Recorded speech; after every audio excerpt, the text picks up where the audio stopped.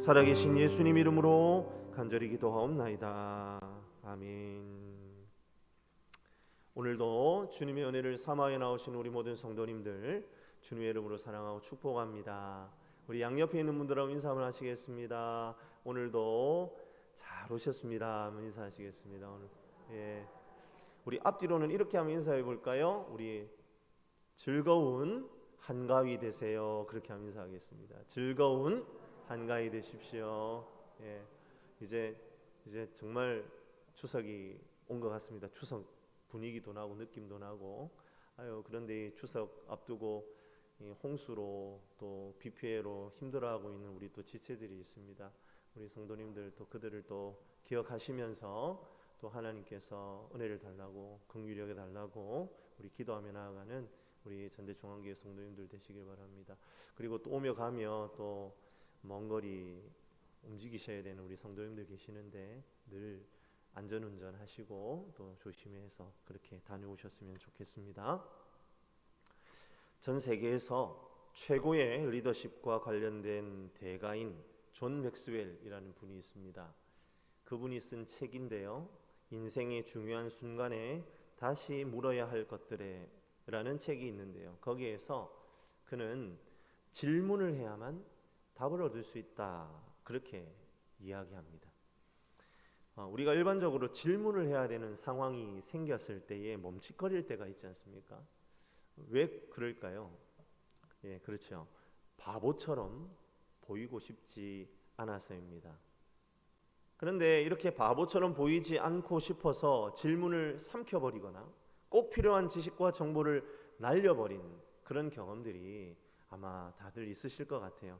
그때 내가 꼭 물어봤어야 됐는데 내가 왜 안 물어봤을까? 그런 경험들이 있으실 거란 말이죠. 질문이 떠오를 때마다 그래서 우리가 생각해야 되는 것은 이것입니다. 질문이 꼭 바람직할 필요가 없다는 겁니다. 무슨 얘기입니까? 좀 바보스러운 질문이라 할지라도 그 질문은 질문되어지는 것 자체로 가치가 있다 이 말입니다. 비록 엉뚱해 보이는 질문이 때로는 우리 인생을 바꿀 수 있는 대답으로 돌아올 수도 있기 때문이지요.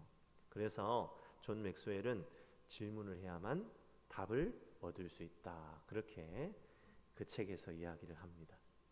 사랑하는 성도 여러분, 우리는 지금 예배의 자리에 나와 있잖아요.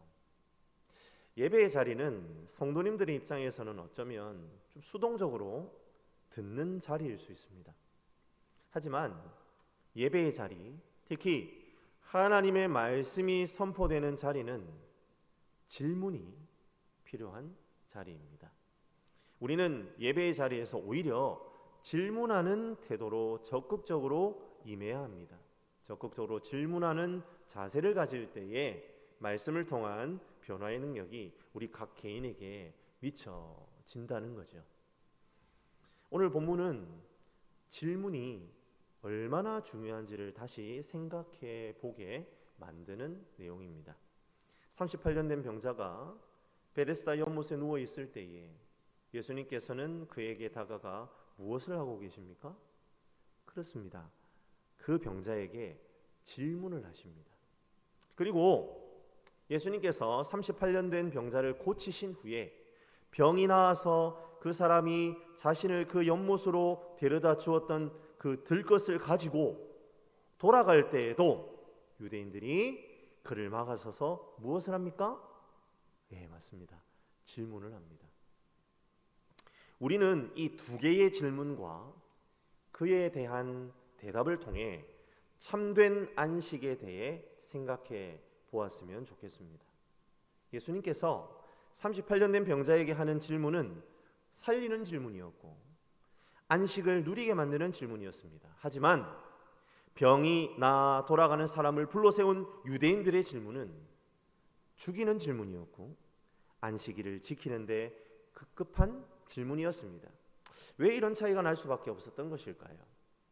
이 시간 함께 우리 말씀을 차근차근 살펴보면서 하나님께서 우리 믿는 자들을 통해 기대하시고 원하시는 것이 무엇인지를 발견하는 저와 여러분들이 되시기를 주님의 이름으로 간절히 축복합니다. 오늘 배경이 되는 곳은 베데스다 연못입니다. 베데스다라는 말의 뜻은 자비의 집이라는 뜻이에요. 그런데 오늘 본문의 내용을 가만히 살펴보면 이 베데스다라는 이름이 매우 역설적이라는 사실을 깨닫게 됩니다. 연못의 이름은 자비가 베풀어져야 하는 장소입니다. 하지만 이곳에서 벌어지고 있는 일들은 너무나 무자비하다는 겁니다. 이 장소의 이름과 이곳에서 벌어지는 일이 서로 정반대입니다. 이 연못에는 행각이 5개 있다라고 오늘 말씀이 이야기하고 있네요. 행각은요, 주랑이라고도 하는데요, 벽이 없고 여러 개의 기둥과 지붕으로만 이루어진 건물을 뜻합니다. 천막을 생각하시면 될 것 같아요. 베데스다 연못의 풍경이 대충 그려지시지요? 연못의 사방에 기둥을 몇 개 세우고 지붕을 씌운 천막 같은 것이 5개 정도가 있습니다. 그리고 그 5개의 천막 아래에 오골오골 이스라엘의 각종 병자들이 모여 있는 풍경, 그것이 바로 베데스다 연못의 풍경입니다. 여기저기 아픔과 통증으로 신음하는 소리가 여기까지 들려오는 것 같습니다. 예수님께서는 예루살렘에 도착하시자마자 그 비참한 현장으로 나아가십니다. 예수님께서는 명절에 예루살렘으로 올라가셨어요. 정확하게 어떤 명절인지 성경에 기록되어 있지 않지만 3대 명절인 유월절, 칠칠절, 장막절 중 한 절기였을 겁니다.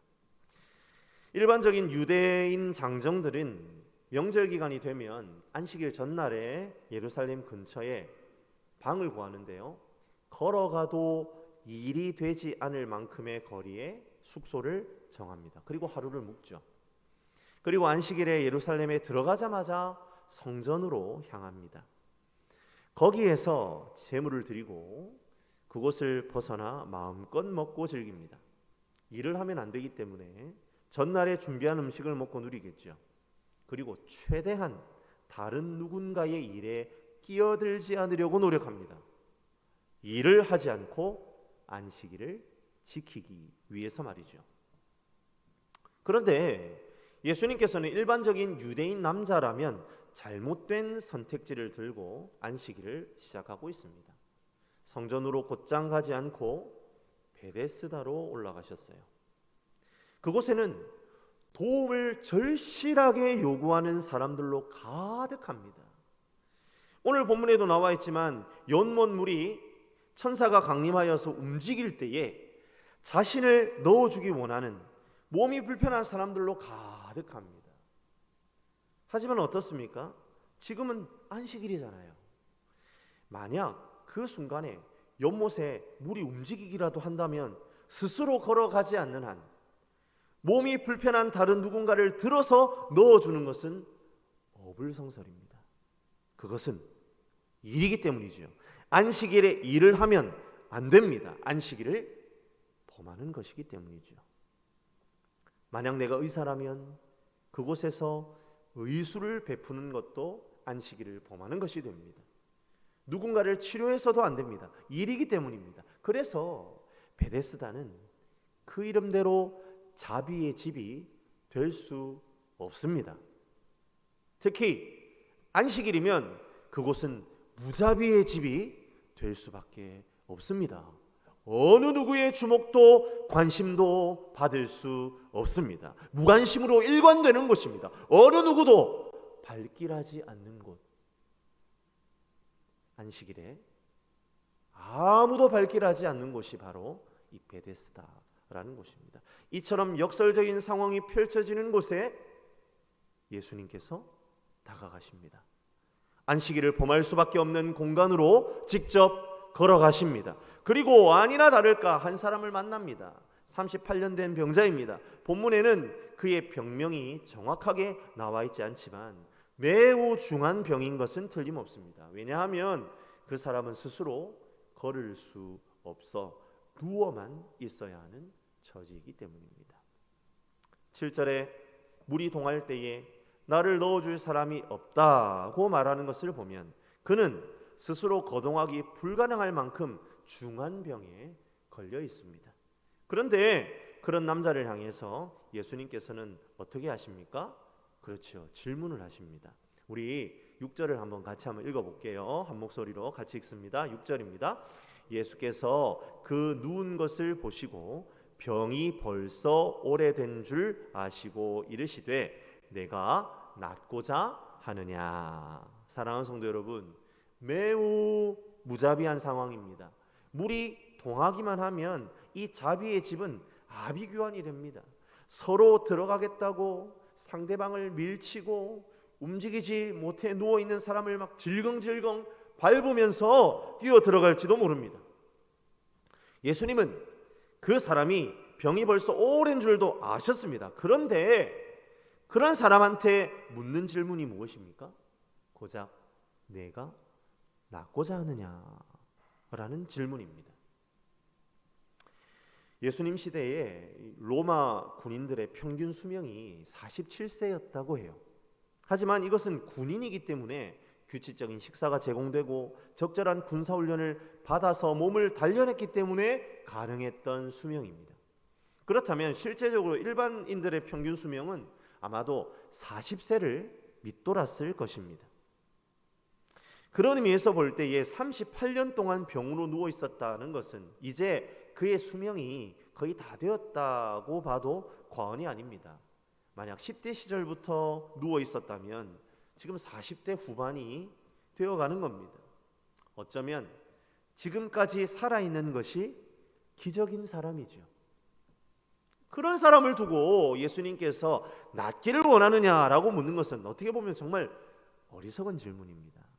척 보면 아시는 주님께서 그냥 고쳐주시면 될 것이지 뭘 묻기는 물으시는가, 그렇게 생각이 드는 질문이죠. 그런데도 예수님께서는 굳이 내가 낫고자 하느냐라고 물으셨습니다. 이때에 우리는 생각해야 합니다. 왜 예수님께서 38년이나 된 병자에게 이런 질문을 하셨는지를 말이죠. 그리고 그에 대한 궁금증은 7절에 38년 된 병자가 하는 대답을 보면 해결이 됩니다. 우리 7절 말씀도 같이 하면 한 목소리로 읽도록 하겠습니다. 오늘 제가 말씀을 그래도 떴네요. 제가 오늘 말씀을 안 넘겨드려가지고 잘 안 뜰 겁니다. 예, 같이 한번 읽도록 하겠습니다. 7절입니다. 병자가 대답하되 주여 물이 움직일 때에 나를 못에 넣어주는 사람이 없어 내가 가는 동안에 다른 사람이 먼저 내려가나이다. 예수님께서 이 병자의 병을 바로 고치지 않으신 이유는 바로 이 사람의 이 7절에 나타난 대답 때문입니다. 예수님께서는 앞선 이 말도 안 되는 것 같은 질문을 하신 목적이 바로 이 38년 된 병자에게서 바로 이 대답을 이끌어내시기 위함이라는 거예요. 병자가 어떻게 대답을 했습니까? 야, 네가 낫고자 하느냐 하니까 병자가 어떻게 대답을 해요?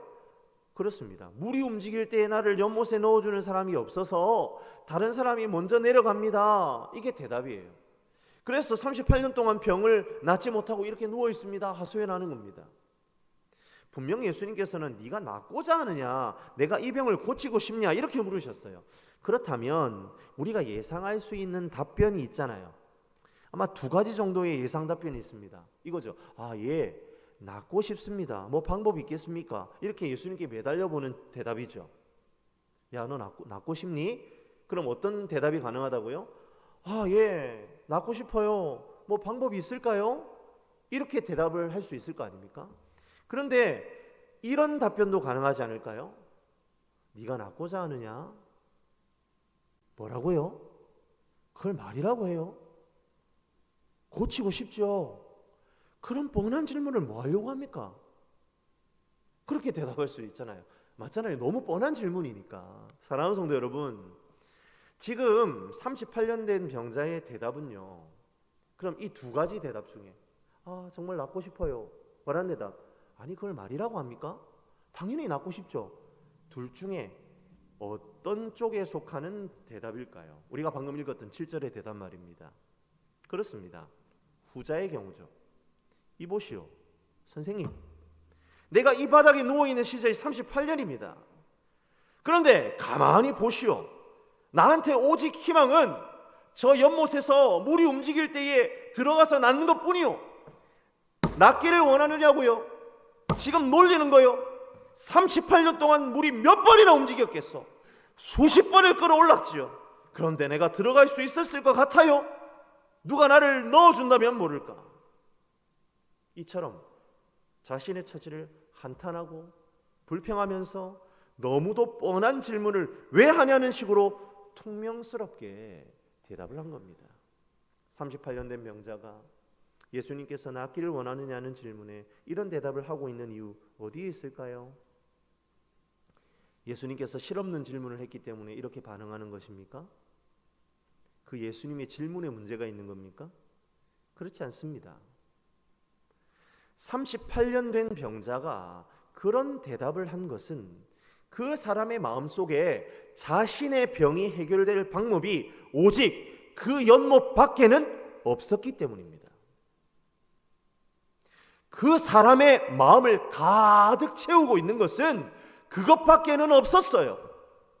그렇기 때문에 그 병자는 결국 진정한 안식을 누리지 못한다라는 것을 이후의 말씀을 통해서 우리는 발견하게 됩니다.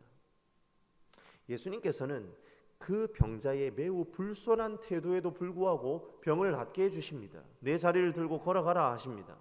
이것은 예수님의 질문에 대한, 그렇죠, 예수님의 대답입니다. 넌 정말 낫고자 하니? 너 정말 참된 안식을 누리고 싶니? 그렇다면 그것은 저기 있는 연못에 달려있는 것이 아니라 참된 안식의 주인인 하나님에게 달려있는 거야. 내가 너에게 명한다. 당장 그 자리를 들고 걸어가서 안식을 누려라.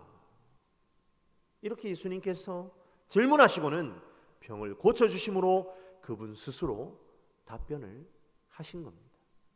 병을 고치신 사건을 통해 친히 참된 안식의 주인은 예수님 자신이심을 드러내셨습니다. 그리고 그분을 주인으로 모시는 것만이 참된 안식을 누리는 열쇠임을 보이십니다. 그런데 이제 여기에서부터 문제가 발생합니다.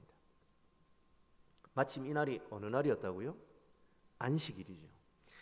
마침 이날이 안식일이었고 병이 낫자마자 이 남자는 자신이 누웠던 자리를 들고 걸어갑니다. 그것이 유대인들의 눈에 들어왔습니다. 아마도 항상 예수님께서 하시는 일에 딴죽을 걸어왔던 이 바리새인 무리들 아니었겠습니까? 그들이 즉시 막아서면서 한마디 합니다. 이 사람아, 지금 안식일에 뭔 짓을 하고 있는 거야? 자리를 들고 가면 그건 일하는 것이 되지 않나? 당장 멈추게! 라고 병이 난 그 사람을 비난합니다. 이 사람 즉시 항변을 하죠. 아니, 내 병을 낫게 해준 그 사람이 자리를 들고 가라고 했어요. 그렇게 말입니다. 그리고 오늘 본문에서 정말 중요한 두 번째 질문이 이 딴죽을 걸고 있는 유대인들의 입에서 흘러나옵니다. 12절 말씀이죠. 우리 같이 함께 12절 말씀을 읽도록 하겠습니다. 같이 읽습니다. 그들이 묻되 너에게 자리를 들고 걸어가라 한 사람이 누구냐 하되. 지금 자리를 들고 가려는 사람을 불러 세워놓고 하고 있는 질문 잘 들여다보십시오. 지금 유대인들의 관점에서 자리를 들고 가는 것도 안식일에 일을 하는 것이기 때문에 문제가 됩니다. 그런데 하물며 안식일에 병을 고친 사람이 있다? 이건 더 심각한 상황인 겁니다. 안식일을 범한 것이니까요. 그래서 당장 이 사람에게 누구냐? 추궁을 하고 묻는 것이지요. 사랑하는 성도 여러분, 유대인들의 이 질문 어떤 질문입니까? 그렇습니다. 바로 정죄하는 질문입니다. 지금 이 질문을 하고 있는 유대인들 안식에는 관심 없습니다. 무려 38년이나 고통당했던 사람이 이제 제대로 된 삶을 살게 되었습니다. 거기에 관심 없다는 말입니다. 규칙과 규율에만 매달려 있는 못된 질문이지요. 예수님의 질문이 살리는 질문이었다면 유대인들의 질문은 죽이는 질문입니다. 안식일 어떤 날입니까? 맨 처음에 안식일은 천지창조에서 언급되지요. 하나님께서 세상을 6일 동안 창조하신 후에 7째 날에 쉬셨다 합니다. 그래서 너희도 안식하라고 하나님께서 명령하십니다. 하나님께서 태초에 선포하신 이 안식은 참된 안식입니다. 인간을 만드시고 그들이 에덴 동산에서 마음껏 누리며 모든 것이 모자람이 없는 그 상태가 바로 하나님이 주신 안식입니다. 그리고 이러한 안식일의 개념이 출애굽한 이스라엘 백성들에게 다시 확증됩니다. 하나님께서 이스라엘 백성들을 출애굽시키신 것은 그들을 노예에서 자유인으로 해방시켜 주신 것이죠. 바울 사도는 홍해를 건너간 이스라엘 백성들을 향해서 세례를 받았다라는 표현을 사용하고 있는데요. 고린도전서 10장 1절부터 2절 말씀입니다. 제가 한번 읽어드리겠습니다. 형제들아, 나는 너희가 알지 못하기를 원하지 아니하노니 우리 조상들이 다 구름 아래에 있고 바다 가운데로 지나며 모세에게 속하여 다 구름과 바다에서 세례를 받고. 고린도전서 10장 1절에서 2절 말씀입니다. 이처럼 바울 사도는 이 홍해를 건너는 사건을 세례받은 것으로 평가합니다. 이처럼 이스라엘 백성들은 홍해를 건너는 사건을 통해 하나님의 백성 자유인으로 구원을 받은 것입니다. 이제 더 이상 노예의 습관대로 살 필요가 없습니다. 노예에게는 안식이 없습니다. 하지만 이제 출애굽한 이스라엘 백성들은 자유인입니다. 자유인인 그들에게는 안식이 있다는 거죠. 그것을 하나님께서 가르쳐 주시려고 안식일을 법으로 주셨습니다. 안식년을 주셨습니다. 그리고 더 나아가서 희년을 주셨어요.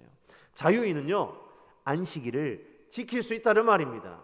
그리고 그 안에서 안식을 누릴 수 있다는 거예요. 하지만 이스라엘 백성들은 이 안식일을 율법으로 만들어 버립니다. 하나님의 원래 의도에서 벗어났습니다. 그 이유는 율법이 구원받은 자가 지킬 법임에도 불구하고 그것을 바꾸어서 율법을 지켜야 구원받는 그 무엇으로 바꾸어 버렸기 때문입니다. 그래서 이제 안식일을 잘 지켜야 하나님의 백성이라는 공식으로 사람들을 얽어맵니다. 그 결과 안식을 누리는 것이 아닌 지키는 것으로 바꾸어 버렸죠. 사랑하는 성도 여러분, 예수님께서는 저와 여러분을 참 안식을 누리게 하려고 구원하신 줄로 믿으시길 바랍니다. 아멘입니까? 아멘. 내가 낫고자 하느냐라는 예수님의 질문 속에 안식의 비결을 발견할 수 있어야 해요. 예수님만이 안식의 주인임을 깨닫고 그분께 의지하면 우리는 안식을 누립니다. 하지만 우리의 신앙생활 가운데에 자리를 들고 걸어가라 한 사람이 누구냐라는 정죄 가득한 질문만 가득하다면 깨달아야 합니다.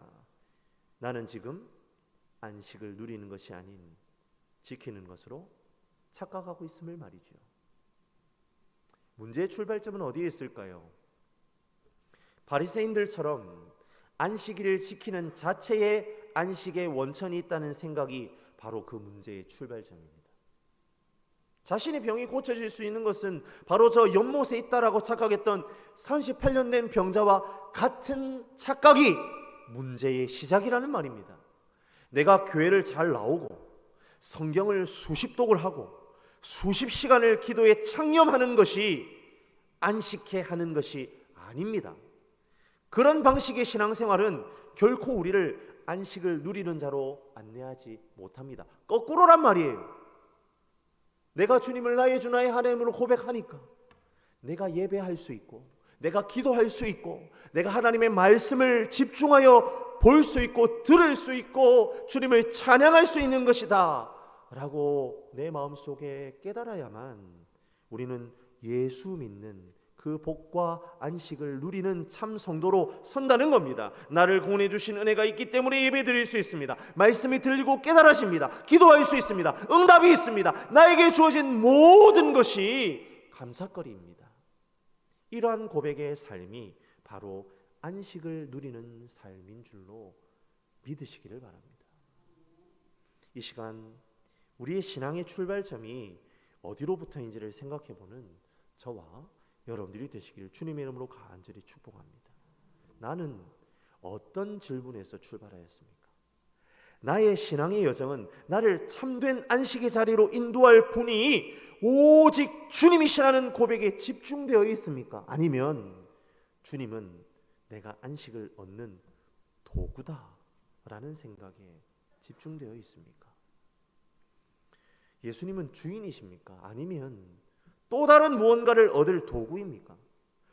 주님이 오직 주도권을 쥐고 모든 것을 결정하고 우리를 이끌고 계십니까? 아니면 여전히 내가 주인이고 예수님을 하인의 자리에 두고 계시는 것은 아닙니까?